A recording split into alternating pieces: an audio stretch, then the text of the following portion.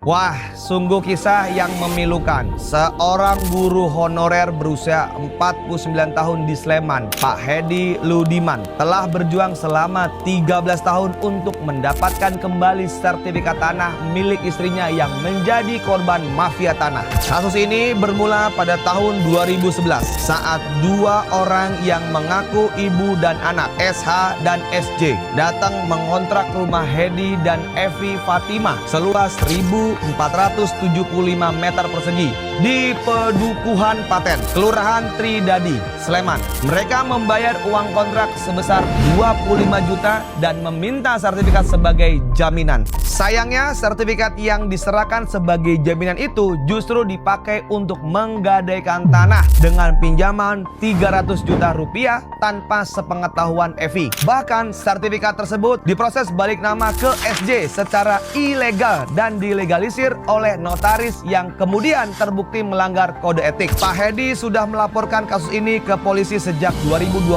dan satu pelaku, Esa, sudah dipenjara 9 bulan penjara. Namun hingga kini sertifikat tanah milik Evi belum kembali. Gugatan perdata pun mengalami berbagai kendala, termasuk putusan yang dianggap cacat formil dan hilangnya berkas perkara di kepolisian. Lebih parah lagi, sertifikat yang sudah diblokir di BPN justru tetap dilelang dan beralih ke tangan seseorang berinisial RZA yang diduga pegawai kejaksaan. Kasus ini menunjukkan betapa rumitnya dan berlikunya perjuangan melawan mafia tanah, terutama saat melibatkan berbagai oknum dan institusi. Kasat Reskrim Polresta Sleman, AKP Rizky Adrian, menyatakan bahwa satu pelaku sudah inkrah, sementara SJ masih buron. Pencarian masih terus dilakukan agar proses ini segera tuntas. Kisah Pak Edi dan Bu Evi menjadi bukti nyata bahwa mafia tanah masih mengecam masyarakat dan perlunya perhatian serius dari pemerintah dan DPR RI dalam melindungi hak kepemilikan rakyat. Saya berharap kisah ini bisa mengingat dan mendorong agar semua pihak bekerja sama memberantas mafia tanah yang merugikan rakyat kecil. Punya masalah bidang dunia properti dan juga pertanahan, lokasi Anda di mana? Silakan komen di kolom komentar. Dan jangan lupa bantu share ke teman-temannya, IG story, WA story, karena pintar